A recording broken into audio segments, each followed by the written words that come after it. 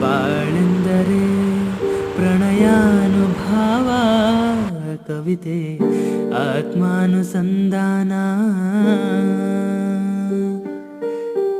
ನೆನಪೆಂದರೆ ಮಳೆ ಬಿಲ್ಲ ಛಾಯೆ, ನನ್ನೆದೆಯ ಬಾಂದಳದಿಯೋ,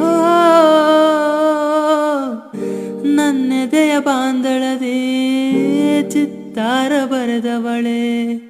ಸುತ್ತೇಳು ಲೋಕದಲ್ಲಿ ಮತ್ತೆಲ್ಲೂ ಸಿಗದವಳೆ, ನನ್ನೊಳಗೆ ಹಾಡಾಗಿ ಹರಿದವಳೆ.